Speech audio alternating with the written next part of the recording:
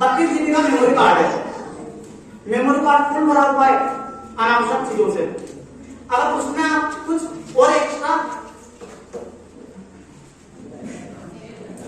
Editing मतलब एक तरह से क्या है स्टोर करना चाहोगे तो क्या स्टोर हो जाएगा क्या? नहीं। और तो ऐसा हो सकता है हैंग हो जाओगे, और हैंग होने का मतलब समझते हो ना, हैंग होने का मतलब ये है कि जो है ना वो भी काम में नहीं आएगा।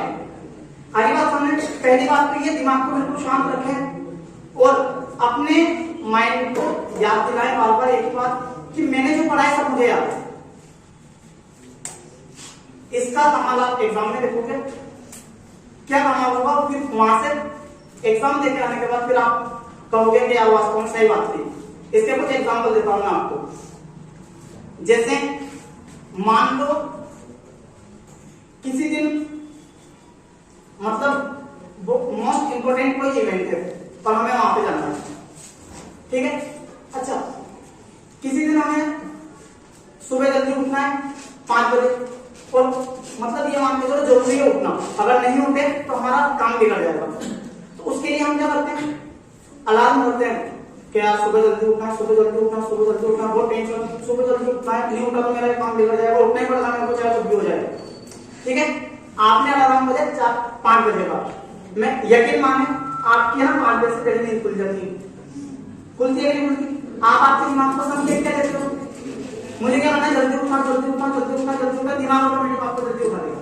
अब आप आपके दिमाग को संकेत क्या होगा, मैं इंटेलिजेंट हूं, मैं इंटेलिजेंट हूं, मैं इंटेलिजेंट हूं, मुझे सब कुछ याद है, सब पढ़ लिया मैंने, सब याद है, सब पढ़ रहा हूं, सब याद है, सब पढ़ रहा हूं, सब याद है, और यकीन माने आपको सब याद रहेगा, याद रखोगे। और दूसरी बात एक और चीज जो सबसे ज्यादा इंपॉर्टेंट है, आपने एग्जाम में एक बात नोटिस करी होगी, इतने सालों से आप एग्जाम देते आ रहे हो, क्या बात नोटिस करी कि अच्छा हम सब कुछ पढ़ लेते, सब कुछ हमें याद है, ठीक है। एग्जाम हॉल में 1 या 2 या कुछ क्वेश्चन ऐसे होते हैं जो हमें याद नहीं आते, और एग्जाम हॉल से बाहर आते ही और भी इसका आंसर तो ये था, ये वहां याद आया तो मजा आ जाते। 1 नंबर इसकी वजह से कट गया मेरा, या थोड़ा सा हिंट, वो हिंट मेरे को वहां याद आया तो मैं पूरा डेरिवेशन कर देती, होता है नहीं होता। आपको आपके दिमाग को एक और संकेत ये देना है कि आप जो याद कर रहे हो वो आपको कब याद है, जो आप आपके दिमाग को डेटा दे रहे हो, इनपुट कर रहे हो, वो आउटपुट आपको वापस कब चाहिए।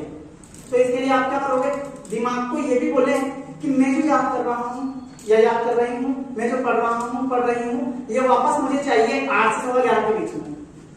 कब चाहिए? 8 से 11:15 के बीच में। तो फिर आप जो याद कर रहे हो उसे नहीं भूलोगे। एक और बात, आप जो भी पढ़ रहे हो उसे एक विशेष बना के पढ़ें। विशेष कैसे? मतलब कुछ ना कुछ ट्रिक वगैरह या याद रखने को कुछ ऑप्शन अपना के याद करें तो ज्यादा याद रहेंगे। जैसे अगर आपसे पूछ लें कि यार आपके 15 दिन पहले गाय की सब्जी बनी थी, किसी को याद नहीं, ठीक है।